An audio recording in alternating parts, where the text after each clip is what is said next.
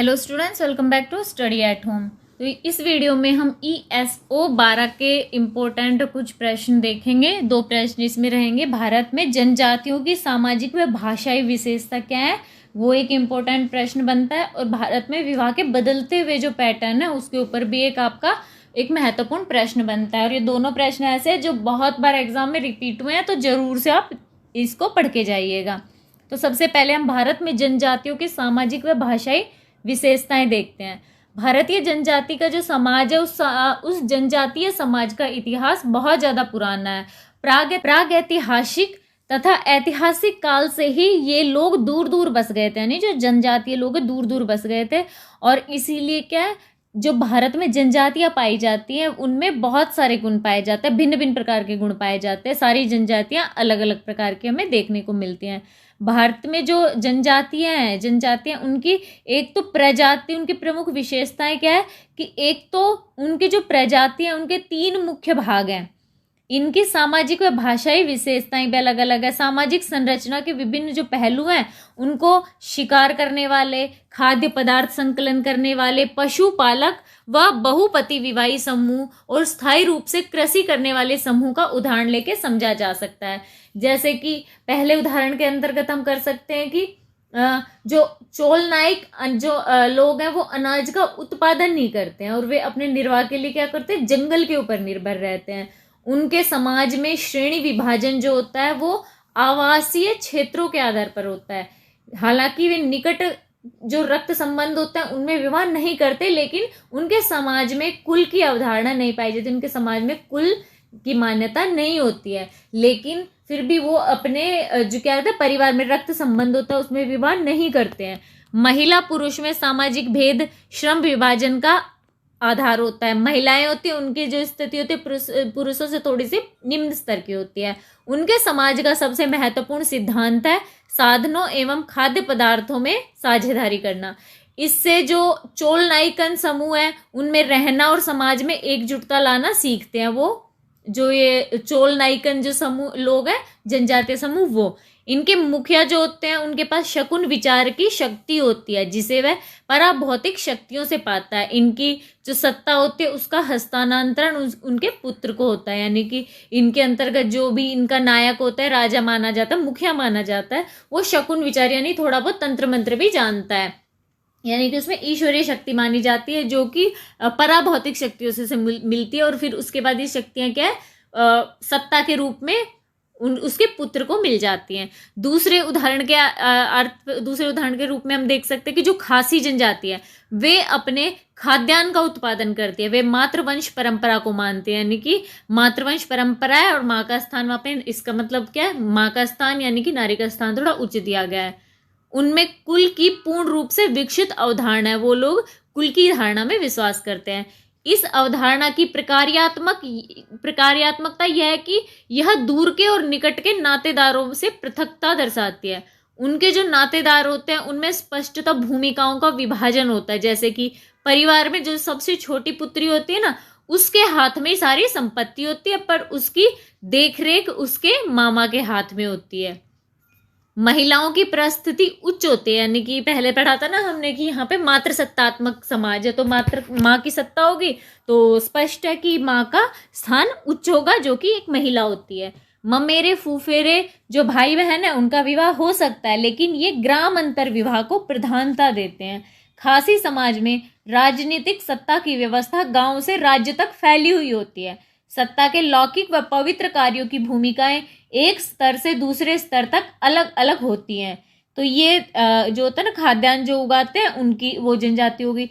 तीसरा उदाहरण देख सकते हैं, जो टोड़ा जाति होती है, ये लोग अन्न का उत्पादन नहीं करते हैं, लेकिन ऐसे क्षेत्रीय जगह में रहते हैं कि जिनमें वस्तुओं व सेवाओं का विनिमय होता है। वे 2 अंतर विवाही समूह के अंतर्गत विभाजित होते हैं। ये दोनों समूह टोड़ा समाज में ही कार्यों में पारस्परिक भूमिकाओं के आधार पर जुड़े हुए रहते हैं। इनकी कुल व्यवस्था पूर्ण रूप से विकसित होती है, यानी कुल की अवधारणा इनमें पूर्ण रूप से विकसित होती है। इनकी श्रेणीबद्धता की व्यवस्था जो होती है वो पवित्रता अपवित्रता की अवधारणा पे भी आधारित होती है। यानी कि कुल व्यवस्था जब ये बनाते हैं तो किस तरह से श्रेणी विभाजन करते हैं, पवित्रता अपवित्रता के ऊपर।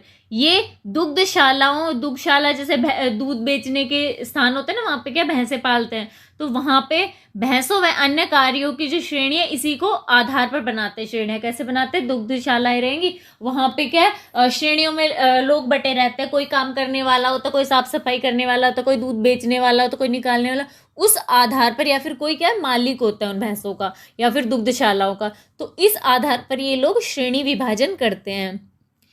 यहाँ पे महिलाओं की परिस्थिति निम्न है, परिस्थिति यानी कि जो स्थिति है वो निम्न, यानी कि थोड़ा सा महिलाओं को कम महत्व दिया जाता है। वैसे यहाँ पे बहुपति विवाह होते हैं, यानी कि एक महिला मतलब एक से ज़्यादा शादियाँ कर सकती है, लेकिन फिर भी उसकी जो स्थिति है वो थोड़ी सी दयनीय होती है। इनमें नातेदारी संरचना में कई अन्य समूहों की तरह माता पिता के जो भाई बहन हैं उनके यौन के आधार पर स्पष्टता वर्गीकरण कर दिया जाता है। टोड़ाओं में मुखिया की संस्थानीय, लेकिन इनकी परिषद बहुत शक्तिशाली होती है, इनकी परिषद होती है लेकिन इनका कोई मुखिया नहीं होता है। चौथा उदाहरण हम देख सकते हैं कि मुलुकुरुम्बा जो जाति है वो अपने लिए अन्न का स्वयं ही उत्पादन करती हैं। अन्न और या फिर अन्न के जो उत्पादक है उसकी तरह वे क्षेत्रीय जाल के भाग है जिनमें वस्तु व सेवाओं का विनिमय होता है। ये जो जनजातीय क्षेत्रीयता व विकसित कुल व्यवस्था में विभाजित है कि ये क्षेत्रों में अलग जनजाति अपनी होती है और विकसित कुल व्यवस्था उसमें अलग जनजाति है। क्षेत्रीयता की अवधारणा अब केवल विचार के स्तर पर ही रह गई है, वास्तविकता में इसकी कोई विशेष मान्यता नहीं है। उनके जो संबंध होते हैं अपने समूहों में और दूसरे समूहों के साथ पवित्रता व अपवित्रता की अवधारणा को ही निर्देशित करते हैं। ये लोग क्या एक ही गांव में शादी नहीं करते हैं, ममेरे फूफेरे चचेरे मौसेरे जो भाई बहन है चचे, और उनमें कोई अंतर भी नहीं करते हैं, यानी कि उनको ही भाई बहन मानते हैं, अपने सबको भाई बहन मानते हैं। मुलुकुरुम्बा समूह में यह सुस्पष्ट नियम है कि जो परिवार का मुखिया है वह पुरुष ही होएगा, यानी कि जो समाज है वो पुरुष प्रधान है। इनके समाज में जो मुखिया का पद है वो मुखिया पद की व्यवस्था काफ़ी विकसित होती है, यानी कि ये एक महत्वपूर्ण पद है मुखिया का। लेकिन आज के संदर्भ में यह बहुत प्रभावी नहीं रह गया है, क्योंकि आजकल क्या है सब जनजातियों पे बाहरी परिवेश का प्रभाव पड़ रहा है, तो ये थोड़ा सा अभी ज़्यादा प्रभावी नहीं रह गया।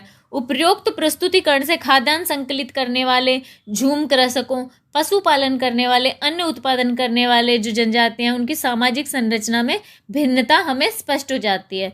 प्रत्येक जो जनजातियाँ हैं उनको उनकी अपनी अपनी विशेषताएं होती हैं, परंतु यह भी स्पष्ट है कि टोडा और मुलुकुरुम्बा दोनों ही जनजातियाँ उनकी जो जातियाँ हैं वो व्यवस्था से ज़्यादा निकट होती हैं, यानी कि इनकी जो व्यवस्था है कुल व्यवस्था वो थोड़ी सी बेहतर है। भौगोलिक वितरण लोगों को समदृष्टि से जुड़ने का बोध कराता है। प्रजातीय, भाषाई, जनसांख्यिकी स्थिति जैसी विशेषताएं और समूह की दूसरों के साथ अंतःक्रियाएं भी उन्हें एक अस्मिता प्रदान करती है, जिससे क्या होता है उन समूहों में उनमें भिन्नता का एहसास होता है, यानी कि थोड़ी थोड़ी उनमें ऐसा चेंज हमें दिखाई देता है कि ये समूह अलग अलग हैं। ये सारे तत्व जब मिल जाते हैं तो क्या सामाजिक संरचना का निर्माण होता है। अब जो इन लोगों में भाषाई श्रेणियां हैं उसके ऊपर किस तरह से इनकी विशेषताएं अलग अलग, भाषा की दृष्टि से स्थिति और भी जटिल है। नवीनतम आंकड़ों के अनुसार जनजातीय लोग होते हैं, इनमें लगभग 105 भाषाएं बोलते हैं तथा इनकी 225 उपभाषाएं हैं। इससे पता चलता है कि इनमें कितनी विविधता है, यानी क्या भाषाई विशेषता भी इनकी एक महत्वपूर्ण है। इनकी भाषाएं सुव्यवस्थित हैं जिनमें उनकी सामाजिक संरचना मूल्य कई तरह से प्रतिबंधित होते हैं। फिर भी स्थिति को समझने के लिए भाषाओं को कुछ परिवारों में बांट दिया गया है। भाषाई जनजातीय आधार जो भारत की जो जनजाति हैं उनके द्वारा जो भाषा बोली जाती है 4 प्रमुख भाषा परिवारों में बांटी गई है। जैसे कि पहला है ऑस्ट्रो एशियाटिक परिवार हो गया, इसके अंतर्गत इस परिवार में 2 भाषाएं आती हैं, मोन खेमेर व मुंडारी भाषा। पहली भाषा जो है वो खासी व निकोबार की जो जनजाति है वो बोलती हैं, और दूसरी भाषा बिहार में संथाल, गोंड व खारिया जनजाति के लोगों के द्वारा बोली जाती है। नेक्स्ट इनकी भाषा तिब्बती चीनी परिवारी भाषा। यह भी 2 उपभागों में विभक्त है जिसमें शामी चीनी व तिब्बती बर्मी भाग आते हैं। खेमटी पूर्वोत्तर सीमांत क्षेत्र में एक छोटी सी जनजाति है, उसके द्वारा पहले प्रकार की भाषा यानी कि श्यामी चीनी भाषा बोली जाती है। और जो अहोम है, अहोम लोग हैं, इस परिवार की दूसरी भाषा है जो कि असम के शासक वर्ग यानी कि अहोम लोगों के द्वारा बोली जाती है। पहली भाषा यानी कि जो स्योम चीनी भाषा है वह अप्राय लुप्त हो चुकी है। तिब्बती बर्मी भाषा के कई शाखाएं भी हमें दिखाई देखने को मिलती हैं, जैसे कि असम व पूर्वोत्तर सीमांत क्षेत्रों में कई जनजाति यही भाषाएं बोलते हैं, इसलिए हम इसे अभी भी देख सकते हैं। दार्जिलिंग जो है वहाँ पे लेप्चा लोग हैं, उनकी भाषा एक हमें देखने को मिलती है जिसे वो लोग लेप्ची भाषा बोलते हैं। और तिब्बती बर्मी भाषा में नागा समूह है, उनका भाग है जहाँ पे तिब्बती बर्मी भाषा बोली जाती है। नेक्स्ट इनका भाषा परिवार है इंडो यूरोपियन परिवार। इस समूह में हजोंग व भील की भाषाएं, जो भीली भाषाएं वो आती हैं। द्रविड़ परिवार में छोटा नागपुर के उरांव व मैसूर की येरुआ जनजाति के लोग इस परिवार की भाषाएं बोलते हैं। इस विस्तृत विवरण का अर्थ यह नहीं है कि एक ही भाषा परिवार के लोग एक दूसरे की भाषा समझ सकते हैं। जैसे नागा जनजाति के लोग हैं वो 25 विभिन्न समूह हैं जिनमें प्रत्येक की बोली क्या है, एक जैसी बोली बोलने वाले लोग क्या दूसरे की बोली नहीं समझ सकते हैं। तो ये भी उनकी विशेषताएं होती है, भाषाई विशेषता हो गई और एक इनकी प्रजातीय रूप से विशेषता अलग दिखाई देती है, यानी कि इनके अलग अलग भाग हैं वो दिखाई देती है। तो यहाँ पे हमें जनजातियों के बारे में पता चलता है। नेक्स्ट एक प्रश्न आता है कि विवाह क्या है और भारत में विवाह के बदलते हुए पैटर्न की चर्चा कीजिए। यह कहना अनुचित न होगा कि विवाह जो है भारत की सर्वव्यापी सामाजिक संस्था, यानी कि विवाह की संस्था को सर्वाधिक महत्व दिया जाता है भारतीय संस्कृति में। यानी कि यह संस्था समाज के द्वारा मान्य एक संबंध है, जिस यह संबंध कानून व रीति रिवाजों द्वारा परिभाषित तथा मान्य है। इस संबंध की परिभाषा में न केवल यौन संबंधी व्यवस्था का मार्गदर्शन किया गया, बल्कि ऐसी बातें भी संग्रहित है जिनका श्रम विभाजन के अलावा कर्तव्य व विशेषाधिकार के साथ भी संबंध है।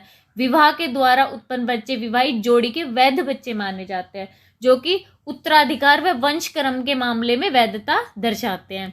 इस प्रकार विवाह न केवल यौन तुष्टि का साधन है, बल्कि परिवार की निरंतरता बनाए रखने की भी एक निश्चित सांस्कृतिक क्रियाविधि है। भारत में अलग अलग समुदाय के लोग हैं जिनकी अपनी अपनी धार्मिक मान्यताएं होती हैं, उसी के हिसाब से वहाँ पे क्या विवाह होते हैं। विवाह के संबंध में उद्देश्य, अधिकार, कर्तव्य सब अलग अलग है, सब अपने कर्तव्य देखते हैं और व्यवहार में लाते हैं। जैसे हिंदुओं में विवाह को सामाजिक व धार्मिक कर्तव्य माना जाता है।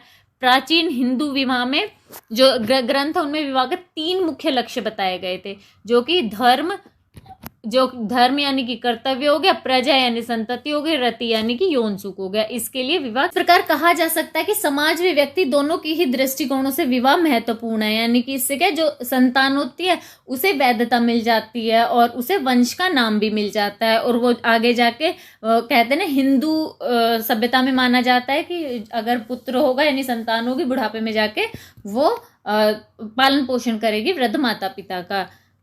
विवाह को भारत के अन्य समुदायों में भी अनिवार्य सामाजिक दायित्व माना जाता है। जैसे मुस्लिम धर्म में विवाह को सुन्नाह यानी कि दायित्व माना जाता है, जिसे प्रत्येक मुसलमान को पूरा करना आवश्यक होता है। ईसाई धर्म विवाह को जीवन के लिए महत्वपूर्ण मानता है तथा पति पत्नी के परस्पर संबंधों तथा एक दूसरे के प्रति कर्तव्यों पर भी जोर देता है। यानी कि हर समाज में विवाह को महत्व दिया जाता है। और अभी क्या आजकल के भारत में विवाह के पैटर्न क्या धीरे बदलते जा रहे हैं। भारत में विवाह के बदलते पैटर्न निम्नलिखित हैं। भारत में विवाह सर्वव्यापी तो है, साथ में छोटी आयु में विवाह भी काफी मात्रा में प्रचलित है। लेकिन के विवाह की जो आयु होती है अलग अलग धार्मिक समूह, जाति व श्रेणियों में अलग अलग पाई जाती है। भारत में विवाह के समय मध्यम आयु थोड़ी कमी मानी जाती है। 18वीं 19वीं सदी में बाल विवाह रोकने के काफी प्रयत्न किए गए थे। 19वीं व 20वीं सदी के आरंभ में राजा राम मोहन राय, ईश्वर चंद्र विद्यासागर तथा ज्योतिबा फुले जैसे समाज सुधारकों ने बाल विवाह का विरोध किया था और 1929 में बाल विवाह नियंत्रण अधिनियम पारित किया गया था, जिसके द्वारा लड़के व लड़कियों की विवाह की न्यूनतम आयु 17 और 14 वर्ष रखी गई। यानी लड़का 17 का होगा, लड़की 14 वर्ष होगी। यह कानून सभी भारतीयों पर लागू होता था। 1978 के सुधार द्वारा लड़के व लड़कियों की विवाह के समय न्यूनतम आयु बढ़कर क्रमशः 21 और 18 वर्ष कर दी गई। 20वीं शताब्दी के मध्य से विवाह के समय महिलाओं की आयु में धीरे धीरे वृद्धि हो रही है, फिर भी विकसित देशों की तुलना में यह बहुत कम है। अब इसमें आप ऐड कर सकते हो कि जो अभी विवाह के लिए लड़कियों की उम्र जो चेंज की गई, लड़कियों की उम्र 21 कर दी गई है, तो वो भी आप इसमें ऐड कर सकते हो क्योंकि वो भी विवाह का एक बदलता पैटर्न है। विवाह के समय कम आयु, लोगों को कम आयु में विवाह करने की हानियां बताने के लिए कानून बनाने व सरकारी गैर सरकारी प्रयत्नों के बाद भी भारत में बहुत सारे बच्चे हैं जिनकी शादी छोटी उम्र में कर दी जाती है। 1971 की जब जनगणना हुई थी तो उससे पता लगा कि महिलाओं की वैवाहिक सामाजिक स्थिति के जो आंकड़े हैं, पूरे देश में 1/3 से ज्यादा जिलों में लड़कियों की विवाह की औसत आयु 15 साल से कम थी 1971 की जनगणना के अनुसार। समाचार पत्र पत्रिकाएं जैसे विशेषकर गांवों में विवाह मेले जैसे होते हैं ना, उसमें वधू की औसत आयु 15 से कम ही बताई जाती है। उड़ीसा, मध्य प्रदेश, उत्तर प्रदेश व राजस्थान जैसे राज्यों में बाल विवाह ज्यादा प्रचलित है। भारत में कम आयु में विवाह होने का संबंध विवाह की लगभग सर्वव्यापी स्थिति है।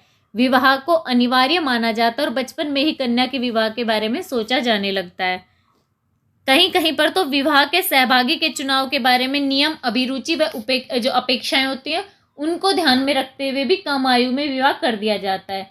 महिलाओं में कुमारित्व या पवित्रता बनाए रखने की प्रबल भावना भी इसका दूसरा कारण है। 1920 तक कुछ उच्च जातियों में यौवनारंभ पूर्व विवाह प्रचलित ही नहीं बल्कि अनिवार्य था, यानी कि वहां पे छोटी उम्र में लड़कियों की शादी करना प्रचलित नहीं बल्कि जरूरी था कि कर ही देना है। ऐसा विश्वास किया जाता था कि यौवनारंभ से प्रारंभ ही लड़की का जो विवाह है उसकी आयु ठीक है क्योंकि इस समय लड़की मातृत्व के योग्य हो जाती है। यह भी कम आयु में विवाह का एक मुख्य कारण है।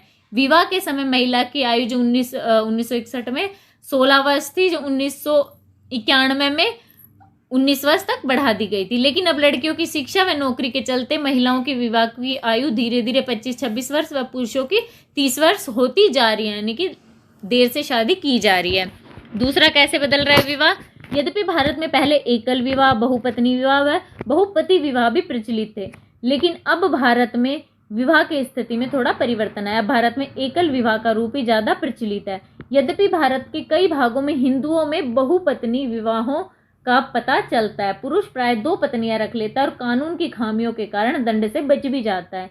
पत्नी को उसके दूसरे विवाह का पता नहीं चलता, इसी कारण चलता रहता है और कानूनी अधिकारों से अनभिज्ञ होती है अगर पत्नी, तो भी वो कुछ नहीं कर पाती है, या कहें वह अपने भाग्य को स्वीकार कर लेती है। यानी कि कुछ महिलाएं होती है कि वो परिस्थिति के साथ समझौता कर लेती हैं, तो ऐसा चलता रहता है। पति पर उसकी सामाजिक व आर्थिक निर्भरता व पति के कार्यों का समाज द्वारा बुराई ना करना भी इन कारणों से भी पत्नी पति के दूसरे विवाह का विरोध नहीं कर पाती और उसे स्वीकार कर लेती है।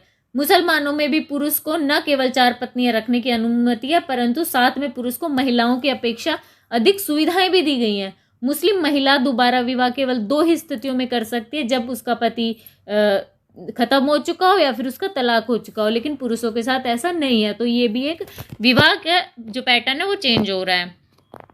पहले भारत में अंतर्विवाह, अनुलोम विवाह, बहिर्विवाह तथा तय किए गए जो विवाह थे वो ही प्रचलित थे, लेकिन आजकल नियम बदल रहे हैं। अब धीरे धीरे प्रेम विवाह, अंतर्जातीय विवाह भी चलन में आ रहे हैं। अंतर्जातीय जो विवाह हैं उनको आज कानूनी मान्यता प्राप्त है और ये विवाह पहले से भी ज़्यादा प्रचलित हो रहे हैं, परंतु फिर भी जो कुल विवाह हैं वो संख्या में ज़्यादा ही हो रहे हैं अंतर्जातीय विवाहों की तुलना में, इसलिए अंतर्जातीय विवाह की संख्या कम है।